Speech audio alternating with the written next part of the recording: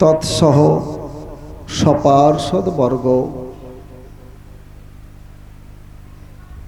ষড়গোস্বামী ছয় চক্রবর্তী, অষ্ট কবিরাজ, দ্বাদশ গোপাল সহ 64 মহান্তের শ্রী চরণোদ্দেশে সভক্তি চিত্তে শত সহস্র কোটি ভূলুণ্ঠিত দণ্ডবদান্তে ঝুলন পূর্ণিমা উপলক্ষে বিগত কয়েক বৎসরের ন্যায় এ বৎসরও স্বর্গীয় নিমাইচন্দ্র জানা মহাশয়ের স্বপ্ন এবং তার এই ঝুলন পূর্ণিমা প্রতিষ্ঠা আজও চলছে। তার পুত্রকন্যা,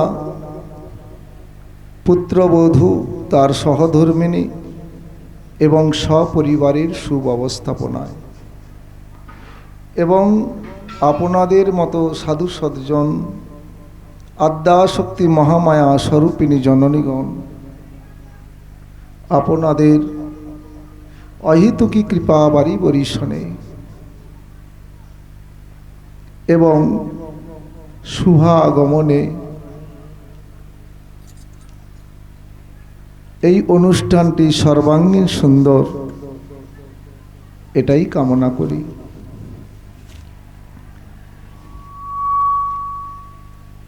শ্রীচৈতন্য মহাপ্রভু করুণার অবতার, অনর্পিত চরিং চিরাত করুণায় অবতার, সমরে পয়ত মুন্নত উজ্জ্বল রসং সভক্তি শিবম।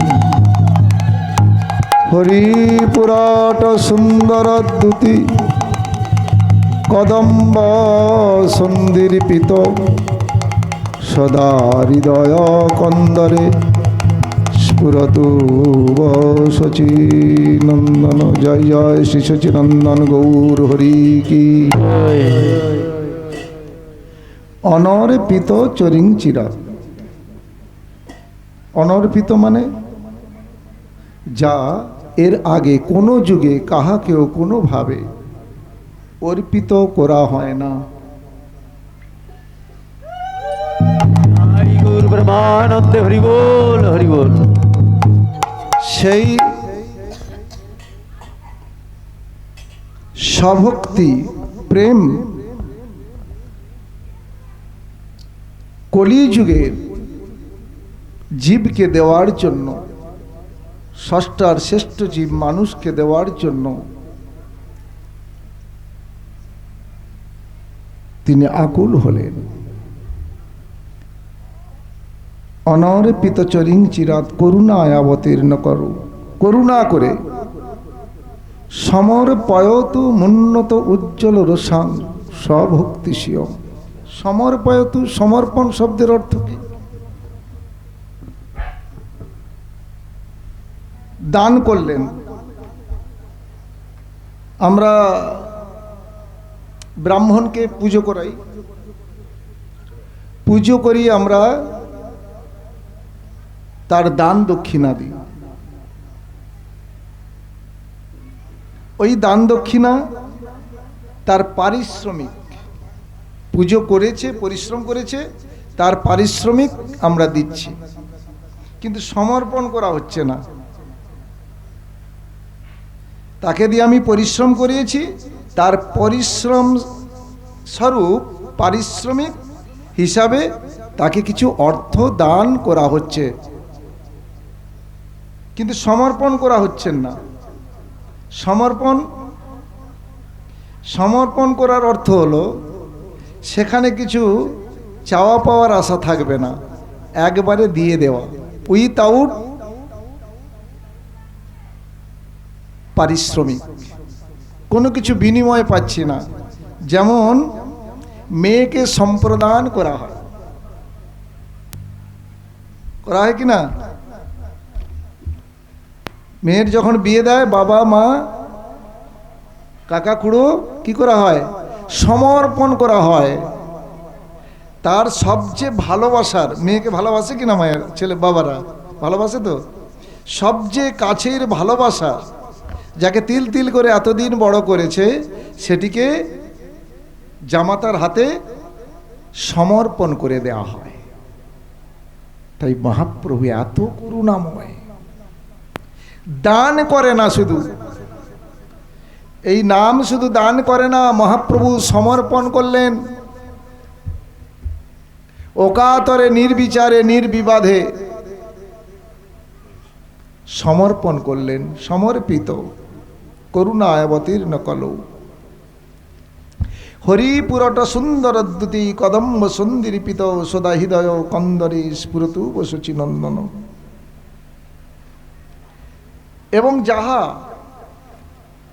সুবর্ণ অপেক্ষাও অতীব উজ্জ্বল, হে গৌর হরি শচীনন্দন, আমার হৃদয়ের কামাদি রিপু সকল ধ্বংস করিয়া আহা আমার হৃদয় কন্দরে চির উজ্জ্বল মধুময় রূপে আপনি প্রকটিত হন এবং আপনার জয়যুক্ত হও। নিতাই গৌর সীতানাথ। কলিযুগে কৃষ্ণ অবতার, নাম ভিন্ন কলিযুগে গতি নাহি আর। বীজের মধ্যে অঙ্কুর আছে দেখা নাহি যায়, নামের মধ্যে নামই আছে ভজনে তাহা পাওয়া যায়। বীজ দেখেছো তো? যে কোনো বীজ, বীজের মধ্যে অঙ্কুর আছে কি না? আছে। দেখা যায়? দেখা যায় না। কিভাবে দেখা যাবে? সেই বীজটা যদি আমরা মাটিতে প্রথিত করি, তাতে যদি জলসিঞ্চন করা হয়, তবেই আমরা দেখতে পাবো সেই বীজের মধ্যে অঙ্কুর আছে। দেখা কিন্তু যায় না। তাই নামের মধ্যে নামই আছে, নামই মানে কৃষ্ণ নাম, কৃষ্ণ নামের মধ্যেই কৃষ্ণ আছে। তাকে কিসে পাওয়া যাবে? ভজনে পাওয়া যাবে।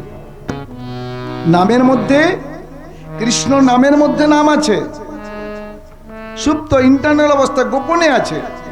সেটাকে পাওয়া যাবে কিসে? ভজনে পাওয়া যাবে। সাধিতে সাধিতে যবে প্রেমাঙ্কুর হবে, সাধ্য সাধন তত্ত্ব বুঝিবাসে তবে। এখন নাম কেমন করে করব?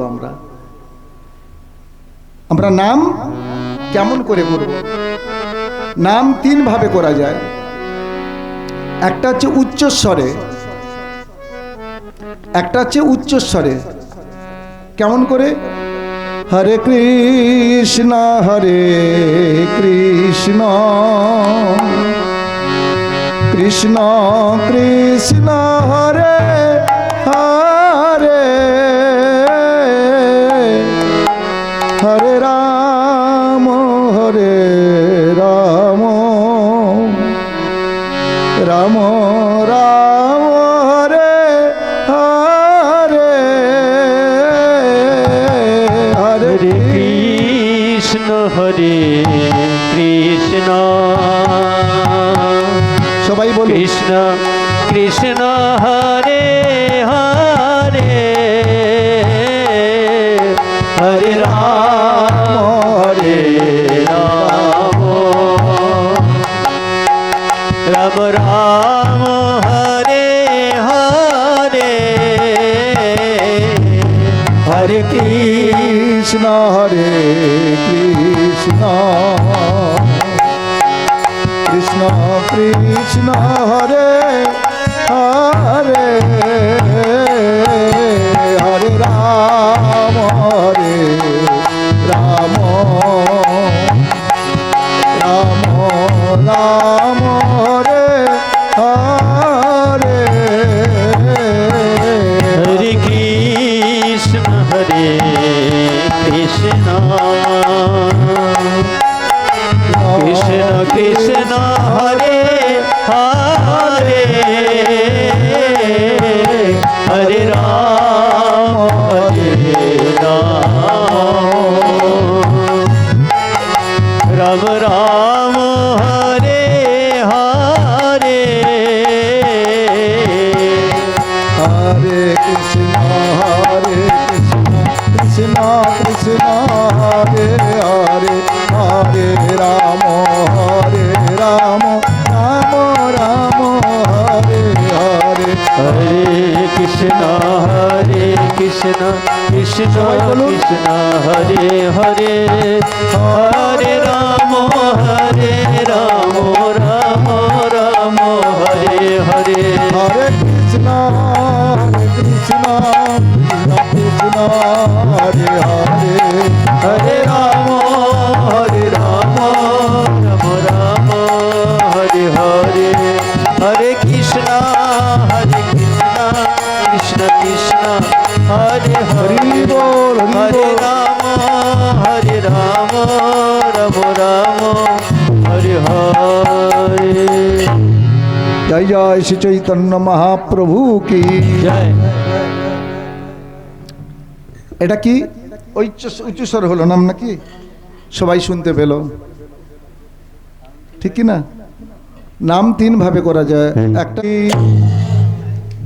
কেহ বলে ধন বড় কেহ বলে মান কি কেহ বলে ধন বড় মানে অর্থ আর কেহ বলে মান বলে ধন মান দুই নহে ধরেন্দ্র সমান বলো রাধে রাধে তাই বৈষ্ণবরা কোনোদিন ধন মানের আশা করে না জড় জগতে ধন মানের আশা করে কেউ বলে ধন বড় কেউ বলে মান বলে ধন মান দুই নহে ধর্মেরও সমান ধর্মকে রক্ষা করো ধর্ম তোমাকে রক্ষা করবে বলো রাধে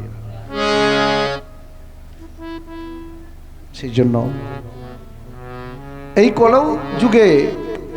কলিযুগে আমরা এসেছি একমাত্র এই হরে কৃষ্ণ মহামন্ত্র নামই হলো আমাদের অবচেতন মনের চেতনা শক্তি পুনর্জাগরণের একমাত্র দিব্যাতি দিব্য উপায় হলো এই হরে কৃষ্ণ মহামন্ত্র তাই হেলায় হোক শ্রদ্ধাতে হোক ভালো লাগুক আর ভালো নাই লাগুক নাম করে যাও নাম শুনে যাও আর কপটতা ছাড়ো কপটতা ছাড়ো কারণ কলহ কপটতার যুগ কলি হচ্ছে কলহ কপটতার যুগ কলি যুগে গুরুদেব হবে চরিত্রহীন বলে রাধে রাধে বলে মজার ব্যাপার তো কলি যুগে গুরুদেব হবে চরিত্রহীন চেনা খুব মুশকিল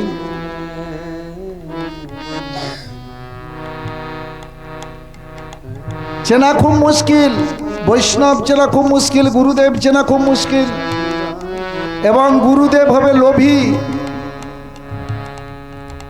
শুধু টাকা দাও প্রণামী দাও বহু টাকা দরকার প্রণামী দাও টাকা দিতে পারলেই ভালো এসব শাস্ত্রের কথা আমার কথা না কলিযুগে গুরুদেব হবে লোভী কলিযুগে গুরুদেব হবে চরিত্রহীন তা বলে সদ্গুরু না যিনি গুরুদেব থাকবে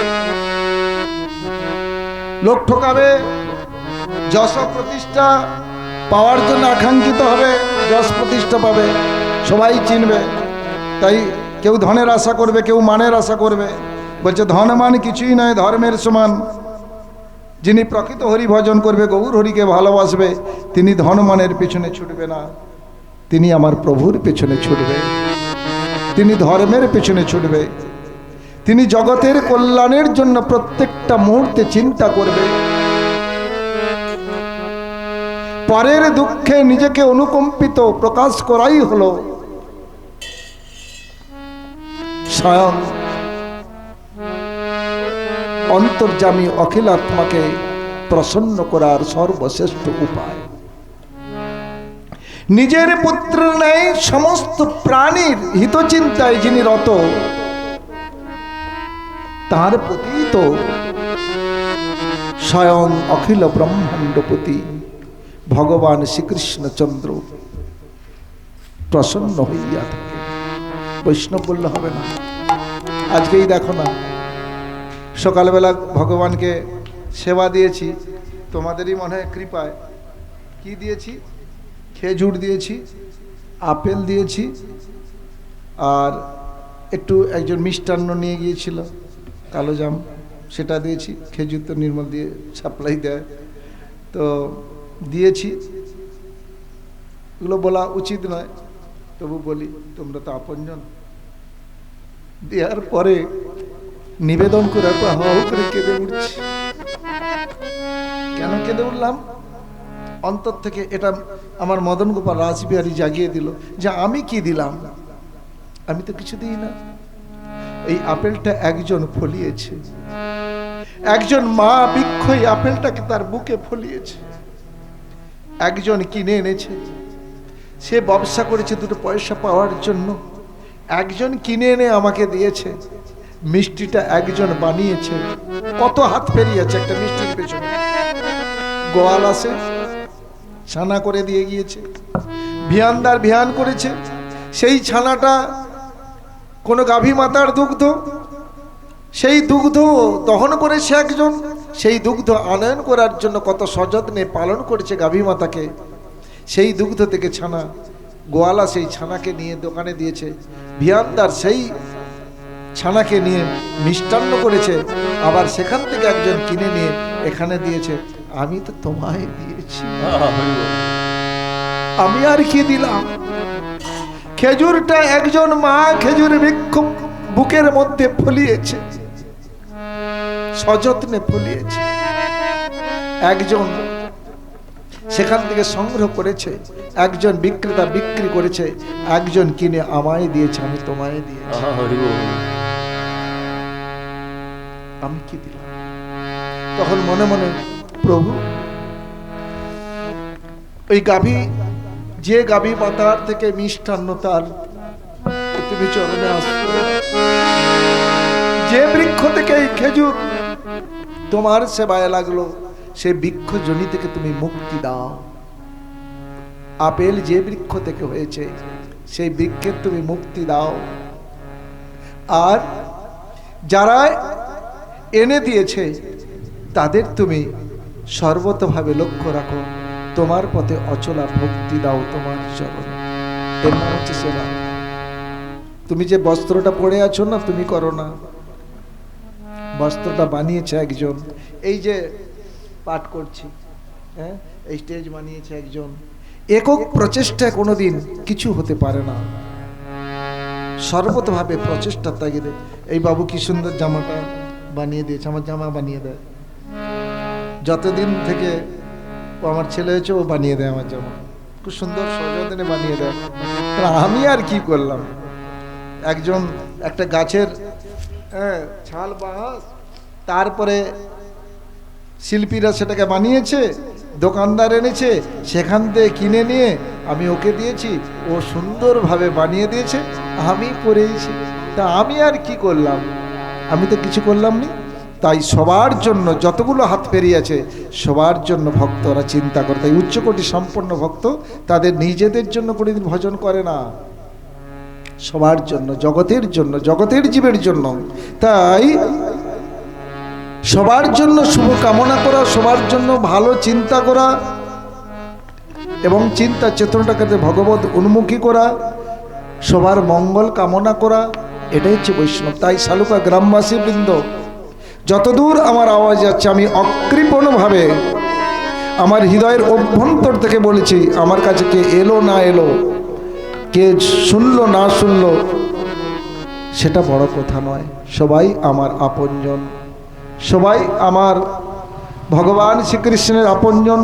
প্রত্যেকের উপর আমার শ্রীচৈতন্য মহাপ্রভুর কৃপা বারিশন বর্ষিত হোক, এই কামনা করে আজকে কথার বিশ্রাম দিলাম। আজকে একটু দেরি হয়েছে, আগামীকাল কিন্তু একদম আপনারা 6:30 এসে যাবেন। আগামীকাল কিন্তু তথাপিও দুর্দৈব মি দৃশ্য মিহ জানু নানু রাগ, এমন সুলভ নামেও আমার রুচি হচ্ছে না। তাহলে 7 দিন পর একদিন যাওয়া যাবে, এখন 7 দিন তো এখন চলবে, তার মানে রুচি নেই। যার রুচি থাকবে সে প্রতিদিন আকুল, উৎকণ্ঠা, ব্যাকুলতা, প্রেম প্রীতি, ভালোবাসা থাকবে। কখন একবার ভগবানের কথা আমি শুনব, আকুলতা থাকবে।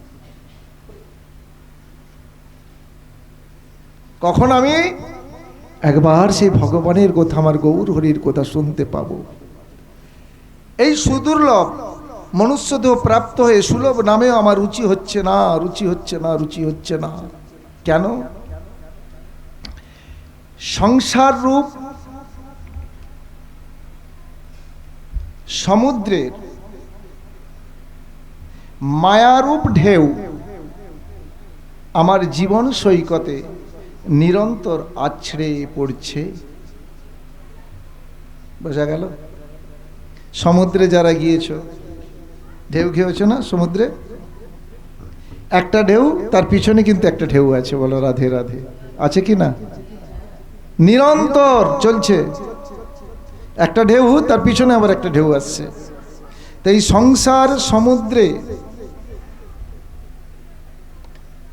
মায়ারূপ ঢেউ মানে বিপদরূপ ঢেউ, একটা বিপদের পিছনে আর একটা বিপদ আসছে। পদং পদং তৎ বিপদম। একটা বিপদ যাবে তো একটা বিপদ আসছে। এ থেকে মুক্তির উপায় কি? ভীষণ সংসার যন্ত্রণাময়, পারমার্থ কিছু নাই। সময়ে থাকিতে আপনার পথে আপনি চলো রে মন। সংসার ভীষণ সংসার, এখানে যন্ত্রণাময়, এখানে পারমার্থ কিছু নাই, কিচ্ছু নেই, ভালো বলতে কিছু নেই। সময়ে থাকিতে আপনার পথে আপনি চলো রে মন। আপনার পত্র কি? আপনি নিজের পথটা কি? ভক্তির পথ, আর সব মিছে। তাই আজকে সময় আছে, আজকে জানলেন, এখন থেকেই শুরু করে দিন ভজন, এখন থেকে শুরু করে দিন ভক্তির পথ। কেন এখন থেকে?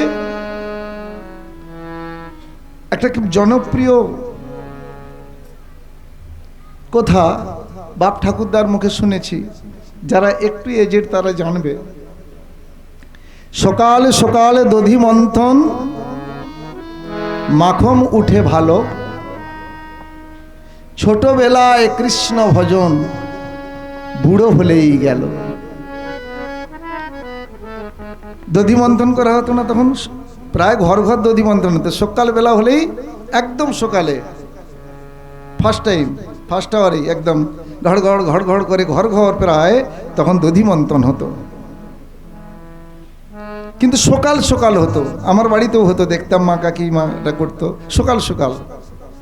বুঝতে পারতাম যে সকালবেলাই করে কেন। বলে সকাল সকালে দধি মন্থন মাখন উঠে ভালো, বেলা হলে না ছেঁড়া কাটা হয়ে যায়, ভালো মাখন উঠে না। তাই প্রভাতে একদম সকাল সকাল দধি মন্থন করতো, মাখন ভালো উঠে।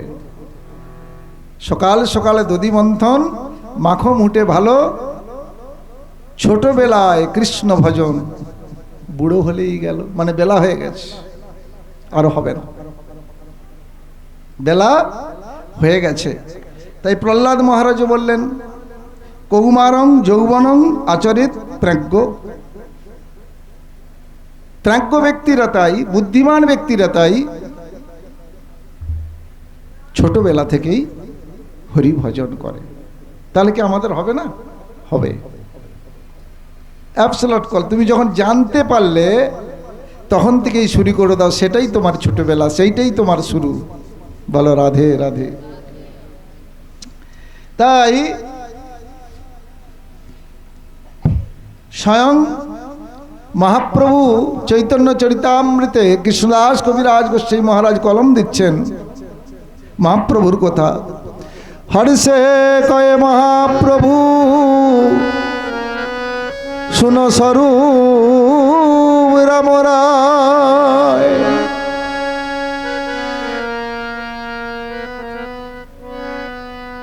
হর্ষে মহাপ্রভু করছে, বলছে শুনো স্বরূপ গোসাইকে বলছে, আর রায় রামানন্দ রায়কে বলছে।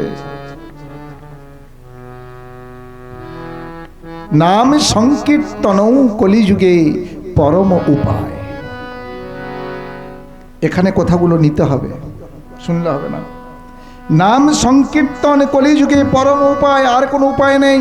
এই যে আপনারা বসে আছেন না, নির্মল চিন্তা করলো যে কি করে এখানটা, নাহলে এখানটা বসে থাকা যেত না কিন্তু এখন।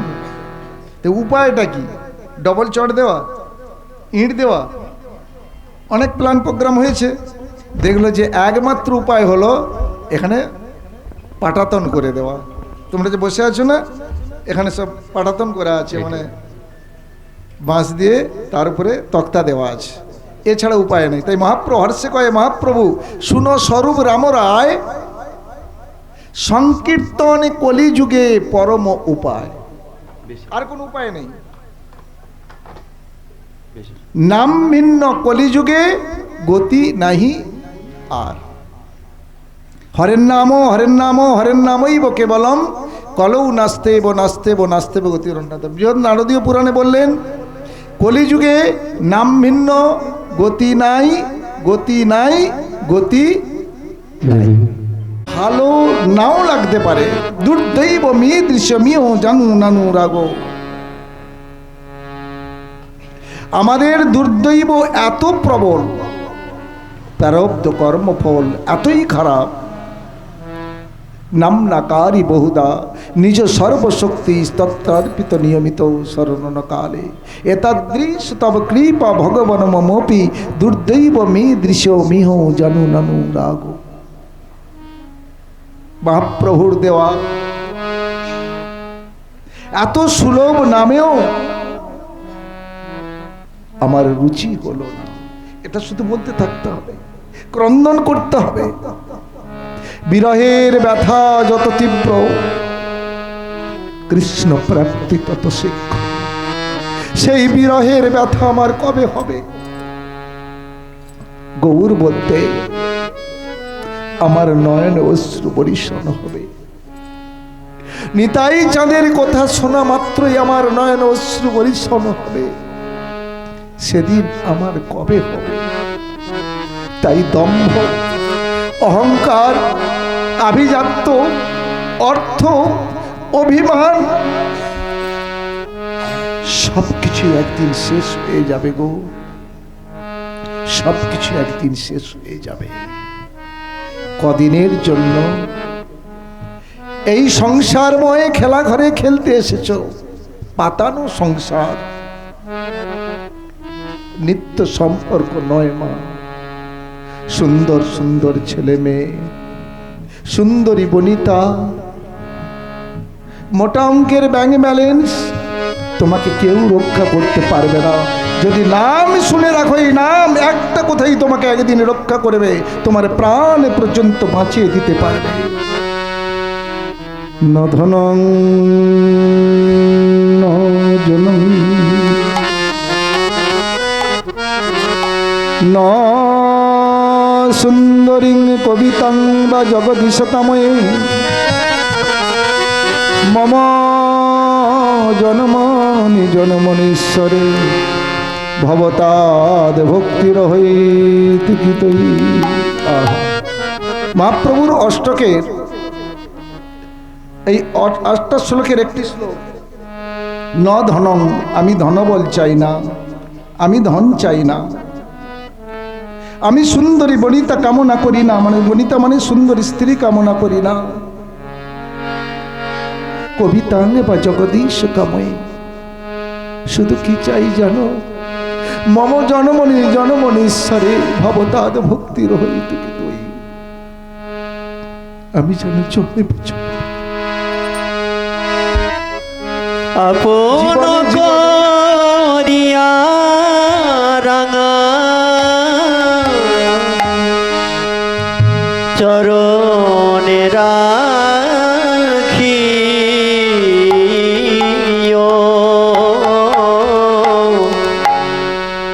গৌরাঙ্গ তুমি মনে দয়া না ছাড়ি গৌরাঙ্গ তুমি মনে দয়া না ছাড়ি গৌরাঙ্গ তুমি মোরে দয়া না ছাড়ি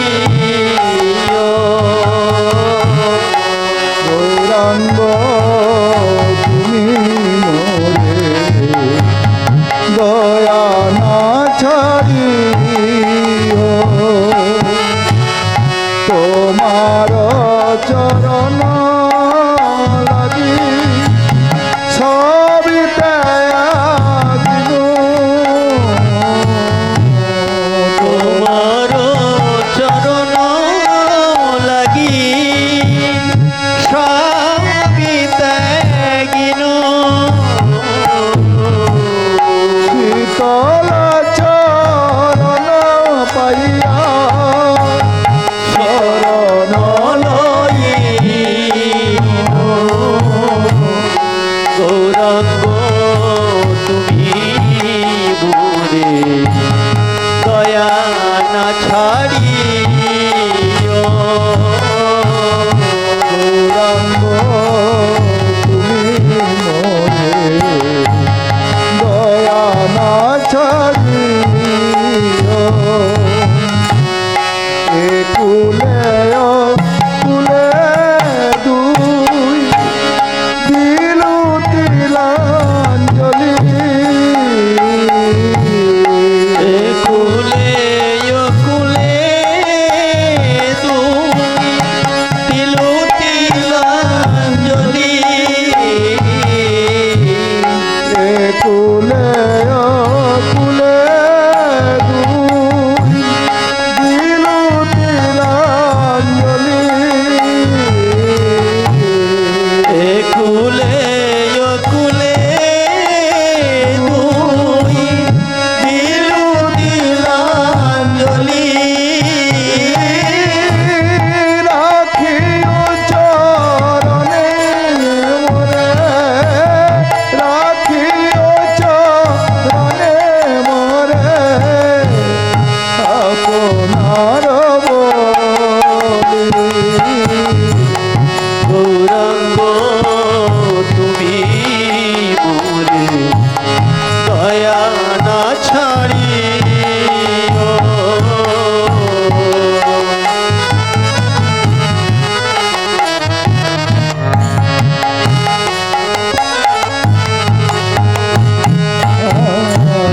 বাসুদেব ঘোষ বলে চরণ ধরিয়া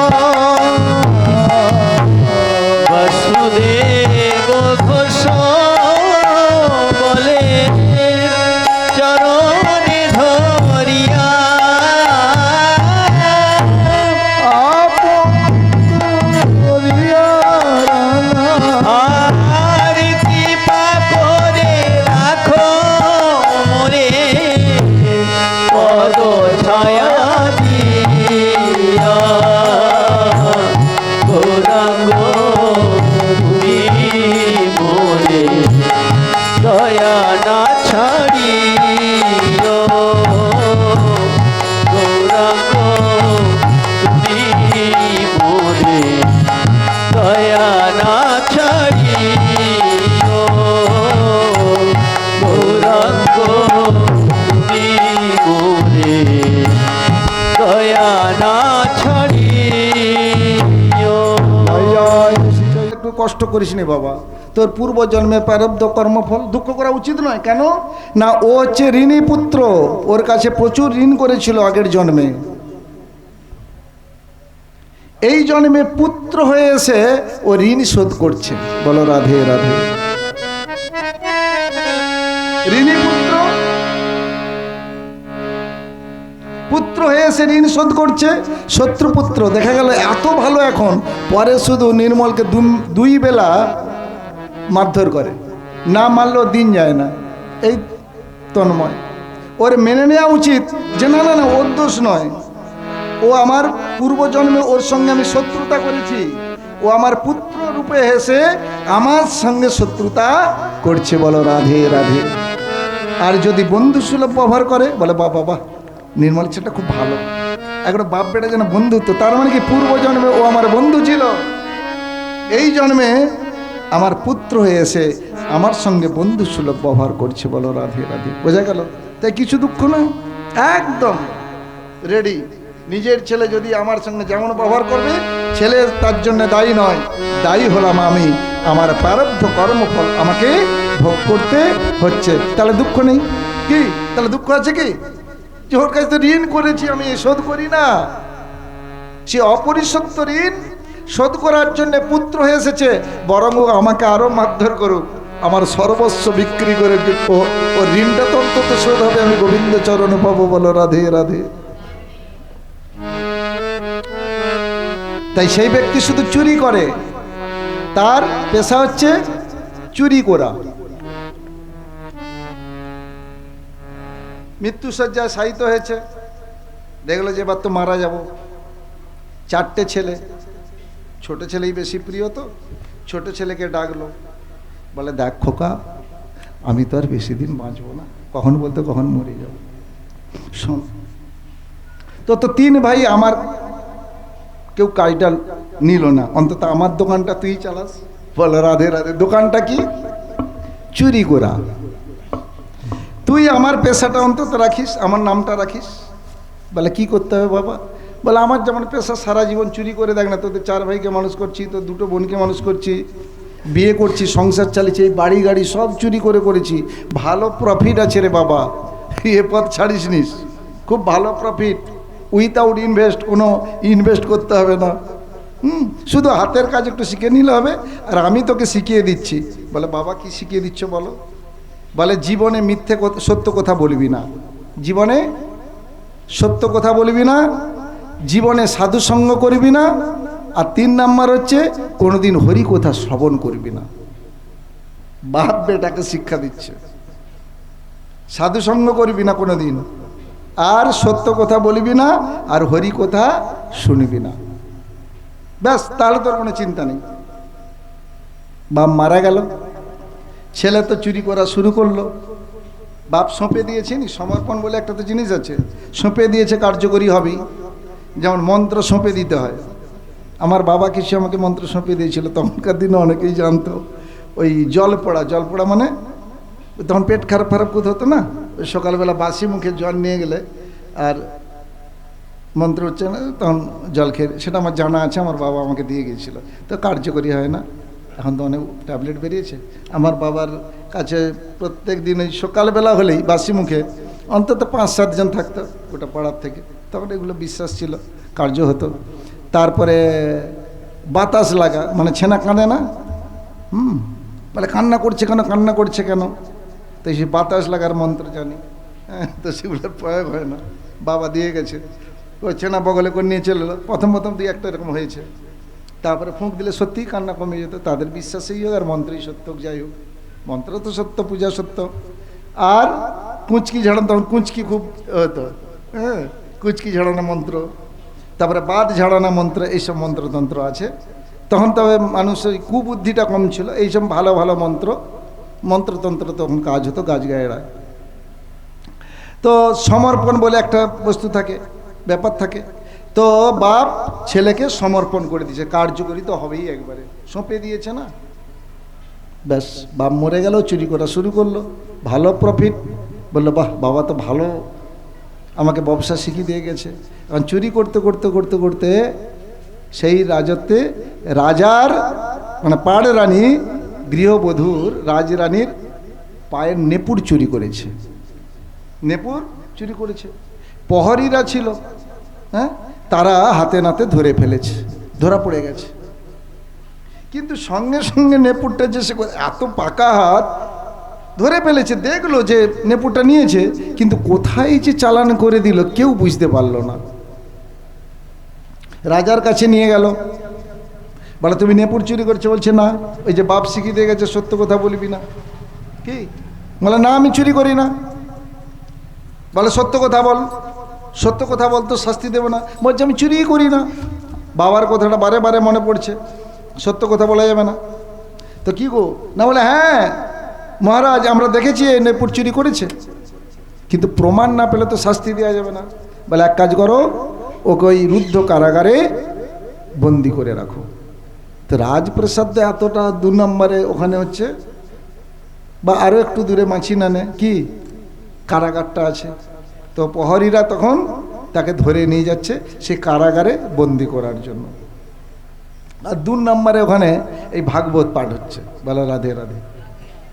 এখন ভাগবত পাঠক সেই যে সময় ওকে তো এইভাবে ধরে নিয়ে যাচ্ছে, পিঠ মচড়া দিয়ে হাত বেঁধে নিয়ে যাচ্ছে। আর সেই সময় পাঠক পাঠ করছে, বলছে যে দেবদেবীরা, কোথা প্রসঙ্গে এইটাই এসে গেছে যে দেবদেবীরা কোনোদিন মাটি স্পর্শ করে না। এখন তার হাত যদি খোলা থাকতো তাহলে তো এরম করতো, কিন্তু হাত তো তার বাঁধা। বাপ কি বলে গেছে, হরিনাম শুনবি না, কিন্তু অনিচ্ছা সত্ত্বেও তার হরিনাম তো শোনা হয়ে গেল। কি শোনা হলো তখন যেতে যেতে, যে দেবদেবীরা কোনোদিন মাটি স্পর্শ করে না। নিয়ে গিয়ে রুদ্ধ কারাগারে বন্দি করে দিল। রাজা ঢাঁড়া দিয়ে দিল, তখনকার দিনে ঢাঁড়া ছিল, এরকম মাইক ছিল না, ক্যানভাস ছিল না, ঢাঁড়া দিয়ে দিল যে কৌশলে যে ওই রুদ্ধ কারাগারে বন্দি ওকে স্বীকার করিয়ে দিতে পারবে যে চুরি করেছি, তাকে অনেক পুরস্কৃত করা যাবে। কারণ ও স্বীকার না করলে তো শাস্তি দেওয়া যাবে না। রুদ্ধ কারাগারে আছে। তো সেই রাজার রাজত্বে একজন খুব পারদর্শী মেয়ে ছিল একটি। হ্যাঁ, তখন সে বলল, রাজা আমি পারবো। বলে, বাহ, তুমি যদি তাকে মানিয়ে দিতে পারো না, তাহলে তোমাকে অনেক টাকা পুরস্কার দেওয়া হবে, পুরস্কৃত করা হবে। বলে, আমি পারবো। তো মেয়েটি ভাবলো, তার বুদ্ধি আছে, যে চোর বা ডাকাতরা কার ভক্ত হয়? কার ভক্ত?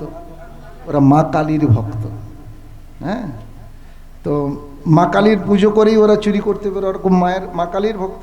তাই করলো কি, তখন বিবস্ত্রা হয়ে এলোকেশি হয়ে একদম ডিটো যেমন মা কালীর সাজে সজ্জিত, রং ফং সব মেখে, হাতে কাতান পাতান নিয়ে এরকম করে, হ্যাঁ, মুন্নুমালা ফালা নিয়ে একদম মা কালীর সাজে সজ্জিত হয়ে ওই রুদ্ধ কারাগারে, প্রহরীদের বলছে যে একটু খুলে দেবে, রুদ্ধ কারাগারে প্রবেশ করেছে।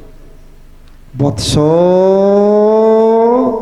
মা তুই এখানে এসেছিস, আহা আমার করুণাময়ী মা, ছেলের রুদ্ধ কারাগারে আছে, তাই আমাকে দেখার জন্য মা আমার এই রুদ্ধ আসবে না কেন?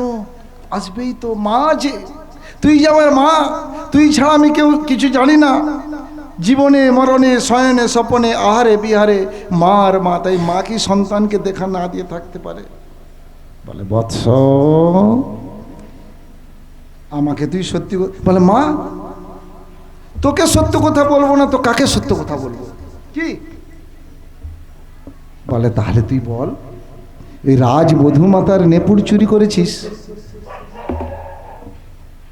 বলবে বলবে করছে, তো সে তো মাটিতে দাঁড়িয়ে আছে। একবারে বলবে যে হ্যাঁ মা আমি চুরি করেছি, মাকে সত্য কথা বলবে, মা তারপরে মুক্তি করে দেবে কৌশলে।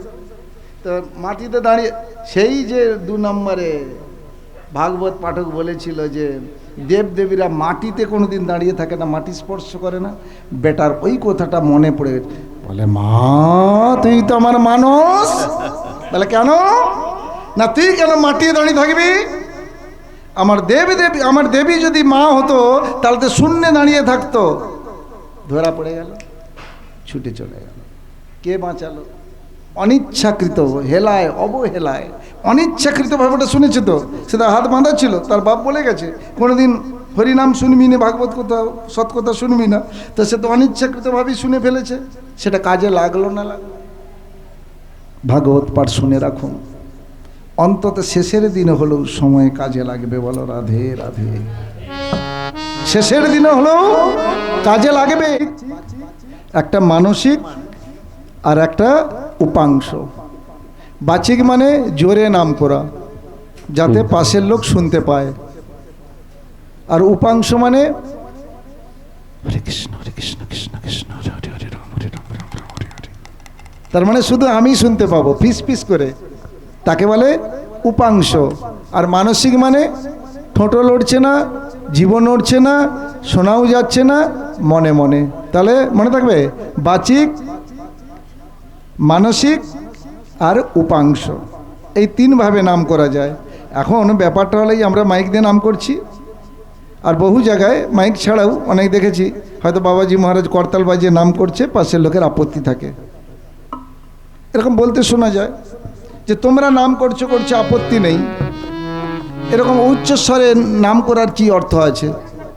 মনে মনে তোমরা করো, তোমরা নাম করো, নাম করতে বাধা নেই, কিন্তু জোরে নাম করার কি অর্থ আছে? আমাদের অসুবিধা হচ্ছে, এরকম আপত্তি আসে। এখানে আসে না, কিন্তু অন্যান্য জায়গায় আছে। তুমি তোমার নাম করছো, তোমার ভালো লাগছে করো, কিন্তু আস্তে আস্তে করো। তুমি জোরে জোরে নাম করছো কেন? জোরে জোরে করার প্রয়োজন আছে। পশু পাখি কীট পতঙ্গ তারা বলিতে না পারে,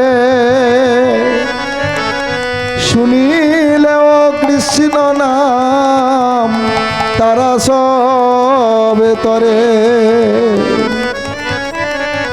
আপনা জপিলে নাম আপনি কে তরে, উচ্চস্বরে নামে করিলে পর উপকার করে।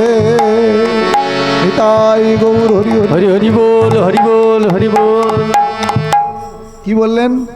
পশু পাখি কীট পতঙ্গ বলিতে না পারে, বলতে পারে? তারা তো বলতে পারে না।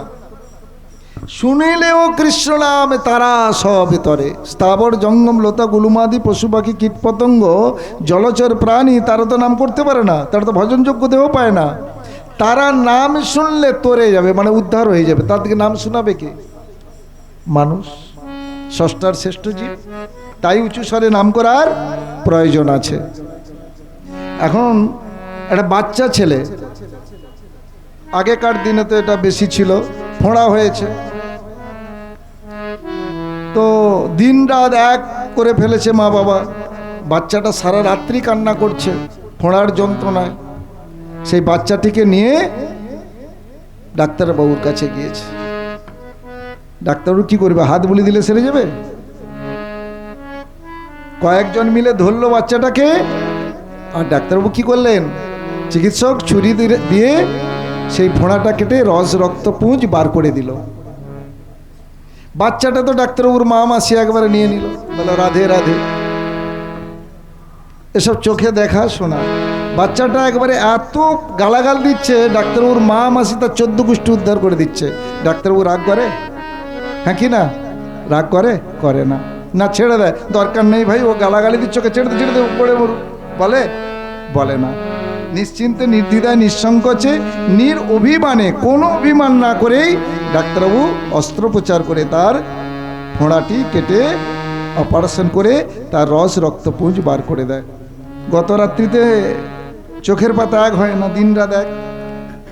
আজকে সন্ধ্যা থেকে বাচ্চাটা বেশ নিশ্চিন্তে ঘুমোচ্ছে, মা বাবা আনন্দ পাচ্ছে। পাবে না? পাবে না? তদ্রূপ বৈষ্ণব বললে হবে না। বৈষ্ণব ঠাকুর আপত্তি থাকবে সমাজের, তুমি জোরে জোরে নাম করছো কেন? আমাদের ঘুমের ডিস্টার্ব হচ্ছে, আমাদের তোমার ভালো লাগছে তুমি করো, আস্তে আস্তে করো, মনে মনে করো। বলছে না, ফোঁড়া যে কাটতে হবে, তাতে তুমি আমার মা মাসি লাও, তাতে কোনো আপত্তি নাই। কারণ সন্ত হৃদয় নবনীত সমানা। বৈষ্ণবের হৃদয় নবনীর সমান। পর দুঃখে দুঃখী, পর সুখে সুখী। কে আমাকে গালিগাল দিল নাম করছি বলে, তাকে শোনাচ্ছি বলে, ঠিক ডাক্তারবাবু যেমন কোনো রকম অভিমান রাগ না করেই তার চিকিৎসা করে সেই ছেলেটাকে সুখ দেওয়ার জন্য। ছেলেটা তো জানে না, ছেলেটা জানে না বলেই তো গালাগালি দিচ্ছে নাকি?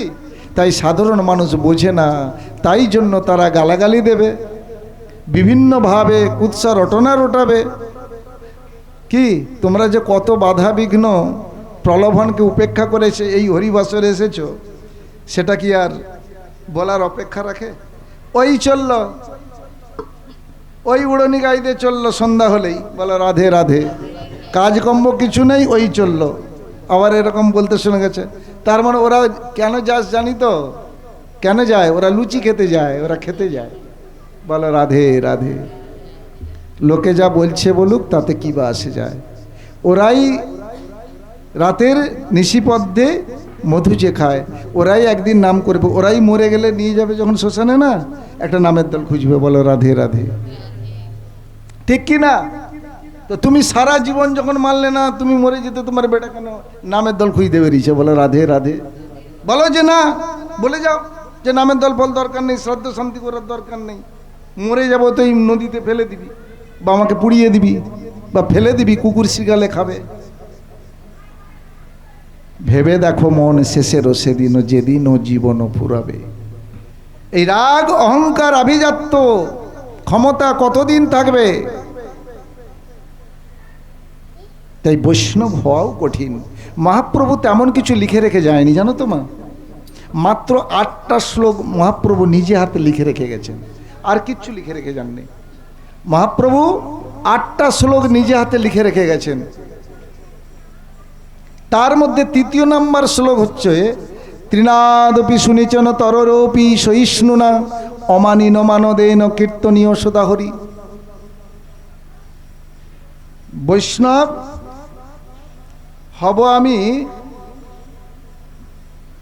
বড় মনে ছিল সাদ, ত্রিনাদপি শ্লোক পড়ে গেল বাজ। বৈষ্ণব হওয়া বলে বেশ আমার সাদ ছিল মনে, কিন্তু ত্রিনাদপি শ্লোকটা মনে পড়ে যেতেই আমার মাথায় বাজ পড়ার সমতুল্য হলো। কেন না? ত্রিনাদপি শুনেছেন, তৃণ অপেক্ষাও তোমাকে নমনীয় হতে হবে, সহিষ্ণু অর্থাৎ বৃক্ষ অপেক্ষাও সহিষ্ণুতা হতে হবে। অমানিকে মান্নান করে যে ভজন করতে পারবে, তিনি নাম সংকীর্তনের অধিকারী। নিজের কাছে নিজে ধরা পড়ে যাবে। সেই জন্য আমাদের অনেক সহ্য ক্ষমতা, অনেক ধৈর্য, অনেক স্থিরতা, অনেক আঘাত, অনেক ব্যাঘাত, সমস্ত কিছু প্রতিকূলতার মধ্য দিয়েই তোমাকে তোমার নির্দিষ্ট গন্তব্যস্থলে পৌঁছতে হবে। দুঃখটা যদি না পাবি তুই, দুঃখটা তোর ঘুজবে কিসে? বলো রাধে রাধে। প্রচুর টাকা আছে, খরচ যদি না করবে টাকা কমবে কিসে? প্রচুর দুঃখ, আর দুঃখ মরে দুঃখী করেনি, করেছে রাজার রাজা। কৃষ্ণ বিরহের যে দুঃখ, কৃষ্ণ পাওয়ার জন্য যে দুঃখ, সেই দুঃখ মানুষকে রাজা করে। দুঃখ পায় হাসি লাগে, একা বসে হাসি, মায়ার সংসার কাকে ভালোবাসি। কাকে ভালোবাসবে? একমাত্র ভালোবাসার জন্য আমার গোবিন্দ সুন্দর। তাই উঁচু স্বরে নাম করতে হবে, জোরে জোরে নাম করতে হবে। যত তোমাকে বাধা দেবে ততই তোমার লাভ হবে। যত তোমার প্রতিকূলতার পরিবেশ সৃষ্টি হবে, তখন তুমি জানবে যে তাহলে আমার ভজন হচ্ছে। যাওয়ার পথে যত বাধা হবে রাস্তায়, জানবে আমি ঠিক রুটে, ঠিক রাস্তায় যাচ্ছি। যদি বাধা না কেউ দেয়, জানবে তোমার রাস্তাটা ভুল হচ্ছে। বলো রাধে রাধে। তাই এই যে হরিবাসরে এসেছেন না, অনেক সুকৃতির প্রভাবে তবে হরিবাসরে আসা যায়। অনেক সুকৃতির প্রভাবে, এরকম নয় যে ইচ্ছা হলো চলে এলাম। সুকৃতি নাহিল বলে, সুকৃতি না থাকলে সে হরিবাসরে আসতে পারে না। আর যারা দূর দূরান্ত থেকে বাড়ি থেকে শুনছে, তোমাদের চেয়ে বেশি ভাগ্যবান। বলো রাধে রাধে। শুনলেই হলো, বলো রাধে রাধে। শুনলেই হলো। যারা দূর থেকে শুনছে, বিছানায় বসে বসে বা বাড়ি থেকে, যত দূর আমার এই সাউন্ড মাইকে যাচ্ছে, তারা যদি শুনে রাখে তাদের কাজ হবে, আর কাছে থেকে শুনলেও কাজ হবে। তাই ভালো লাগুক নাই লাগুক, শুনে রাখো। বিদ্যাসাগর তার নিয়ে গন্তব্যস্থলে যাচ্ছে, যেতে যেতে এক চাকর মাত্র একটা দড়ি রাস্তায় পাওয়া মাত্রই নিয়ে পকেটে রেখে দিল। সতীর্থ ভাবছে, আরে আরে কি আশ্চর্য, এক চাকর একটা দড়ির কোনো মূল্য থাকে মা? কি সেটাকে নিয়ে কেন বিদ্যাসাগর পকেটে পড়লো? কিছু বুঝতে পারে না, ভরে নিল। গন্তব্যস্থলে পৌঁছে গেল। সেখানে খাওয়া দাওয়া করে রাত্রিতে যখন শুতে যাবে, মশারি টাঙাবে। এক কোণের দেখা গেল মশারি, এক চাকর একটি, এক কোণের দড়ি কম। সঙ্গে সঙ্গে বিদ্যাসাগর মহাশয় সেই পকেটে রাখা এক চাকর দড়িটা বার করে দিল। মুখে কিছু বললো না, উত্তর পেল না।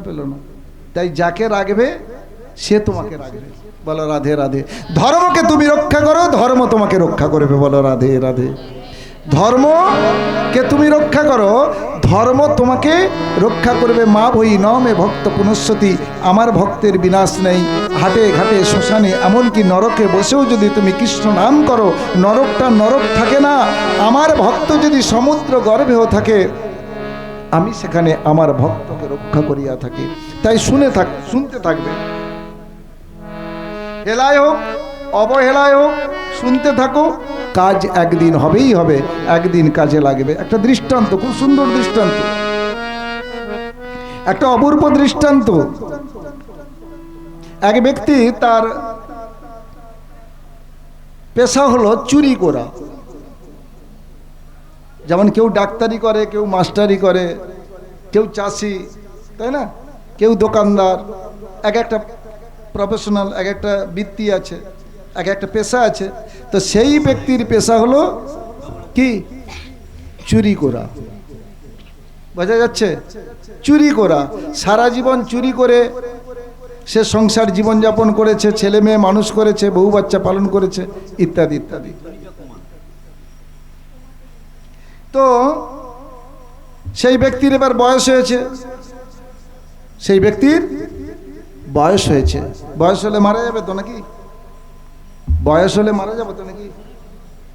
তাই গীতায় বললেন না যে ভক্তরা কোনো অবস্থাতেই তারা সুখেও আনন্দিত নয়, দুঃখেতেও দুঃখী নয়। কারণ আমি আজ বেঁচে আছি, আনন্দ পাচ্ছি। আনন্দের কি আছে? একদিন তো মরে যাব।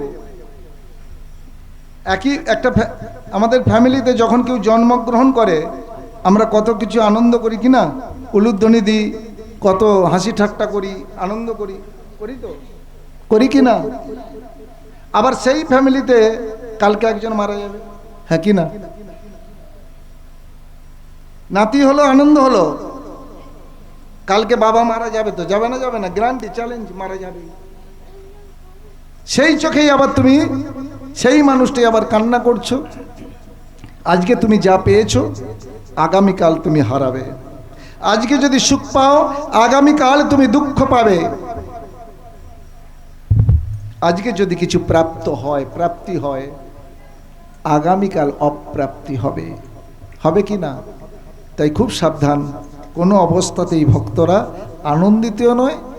আনন্দিত নয় আর দুঃখিত নয়। একমাত্র তোমার গরবে গরবিনিহাম, রূপসী তোমার রূপে সদা মনে হয় ও দুটি চরণ রাখি মোর বুকে ধরে। নাগনি আপন দুঃখ সদা বাঞ্ছি তোমার সুখ, সেই দুঃখ মোর সুখ বর্ষ, মোরে যদি দিয়াদু তোমার হয় মহাসুখ, সেই দুঃখ মোর তাৎপর্য। আমি আর কিচ্ছু বুঝি না, কিচ্ছু জানি না।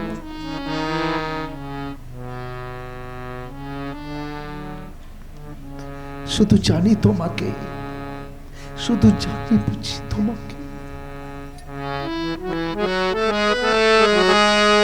এঘোর সংসারে পড়িয়া মানব না পায় দুঃখের শেষ, সাধু সঙ্গ করি হরি ভজে যদি, তবে হয় অন্তক্লেশ। প্রত্যেক জিনিসের শেষ আছে।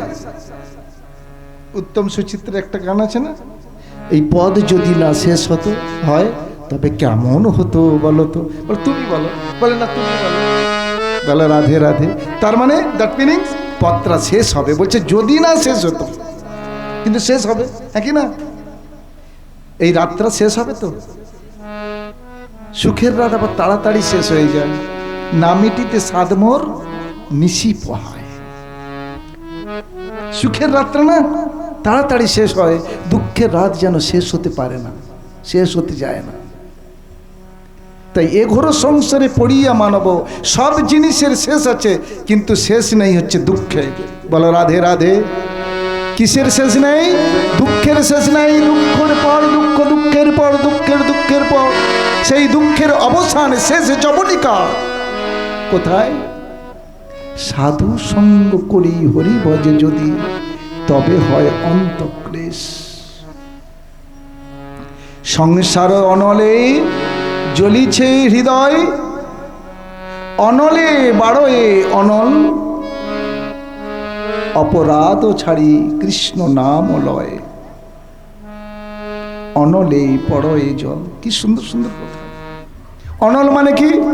আগুন মা, তাই না? আগুনে তো আগুন বাড়বে, আগুনে তুমি তুই জ্বালানি দাও, আগুন বাড়বে তো। সংসারও অনলে, এই যে সংসারটা অনন্ত, সংসারে বলছেন আগুন জ্বলছে, দাউ দাউ করে জ্বলছে। সংসার অনলে বাড়য়ে অনল, এ অনল আগুন বেড়েই যাচ্ছে, চলছে তো চলছে, অবিরত জ্বলছে তো জ্বলছে। সংসার অনলে জ্বলিছে হৃদয়, অনলে বাড়য়ে অনল। তাহলে এই অনল জল নির্বাপিত করতে হবে, সিঞ্চন করতে হবে, তবে নির্বাপিত হবে। জলটা কি বলে? অপরাধ ছাড়ি কৃষ্ণ নাম লয়, অনলে পড়য়ে জল। অপরাধ ছাড়তে হবে। বিশেষ করে শাস্ত্রে বলছে যারা প্রচারক ভক্ত, বৈষ্ণব অপরাধের তো ক্ষমা নেই, তাই না? কিন্তু আবার যারা প্রচারক ভক্ত, দেশ বিদেশে গিয়ে গ্রামে গঞ্জে গিয়ে নিঃস্বার্থভাবে যারা প্রচার করে, তাদের নিন্দে করলে সে অপরাধের আর কোনোভাবেই ক্ষমা নেই। বলো রাধে রাধে। নিতাই চৈতন্য চরণ কমলে আশ্রয় লইল যেই, কৃষ্ণ দাস কহে জীবনে মরণে আমারও আশ্রয় সেই। নিতাই চৈতন্য চরণ কমলে আশ্রয় লইল যেই, কৃষ্ণ দাস কহে জীবনে মরণে আমারও আশ্রয় সেই। একমাত্র আশ্রয় রাধা গোবিন্দের চরণ, একমাত্র আশ্রয় আমার মহাপ্রভুর চরণ। একমাত্র আমার জীবন আমার মদন গোপাল, একমাত্র আমার জীবন নিতাই চাঁদ। সার করো গোবিন্দ চরণ, সবকিছু থাকবে, সবকিছু থাকবে। থাক